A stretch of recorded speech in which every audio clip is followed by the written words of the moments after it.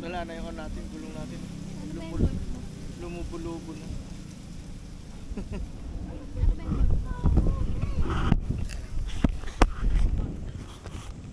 Gar, nagtatanong siya kung ano daw yung North Loop.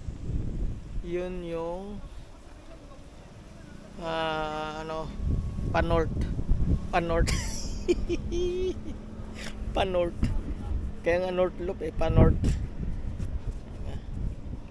Punta tayo ng Ano yung North Loop. nasunog? Sa hindi, nagpintura, di ba? North Loop daw, ano daw yung North Loop? Ba't yung sa harap bago pa? May mga ganun-ganun. Hindi ako mahilig mag-pre-preno sa harap eh. Pang tatlong gulong na yan ng ito sa likod bago na pudpud yung sa harap oh. Sabihin na lang siguro yan bilhan. Sa ano yan, di ba? Music, ay sa ano? Kalokan. Hindi kahit naman saan basta't may Pirelli na. Parehas yan, Pirelli Angel. Angel din sa likod.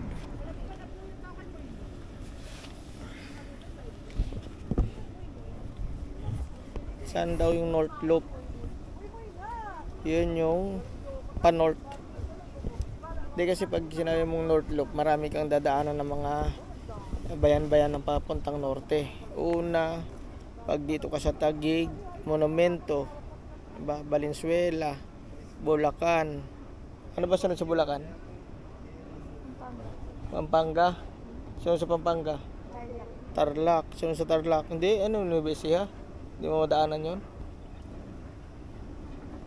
Diba? Madaanan ng Nueva Ecija, diba? Tarlac. Tapos Baguio, La Union. Diba? Ganun ba sa Pangasinan, madaanan mo yung mga yan. Basta lahat ng mga bayan papuntang norte. Hanggang sa makaikot ka doon sa may maabot pa ba ng Pagudpod? Ilocos na yun. Oy, kaya nga norte nga eh. 'Di ba kaya nga tinawag na Ilocos Norte yan eh. 'Di ba? So pag ano iikutin mo 'yun.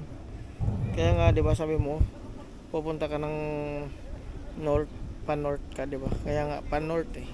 Hindi mo dadaanan yung Ilocos Norte, di wala yung ibig sabihin din nabuo yung pa-north mo. Punta ka ng norte hanggang pabalik ng Aurora, Dingalan, 'di ba? Oh, Baler, pabalik na 'yon. Gapan, ang pabalik ka na.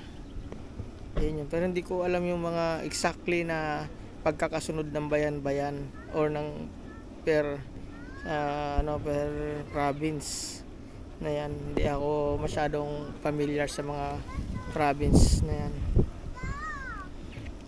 Pero yan yung exactly na madadaanan mo pag ikaw ay nag North Loop. Sabi nila yung iba pag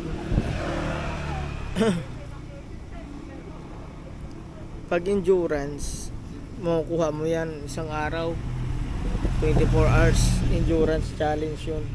Pero pagka swabe lang, ang pinaka the best dyan is 2 to 3 days, or sabihin na natin kung kaya mo mag-live ng isang linggo o yung 5 days plus 2 days na Sabado Linggo, pabor na pabor yun.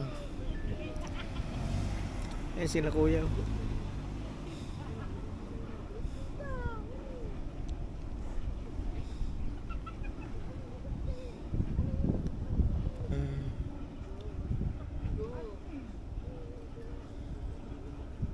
Anong sakyan nila? Rice?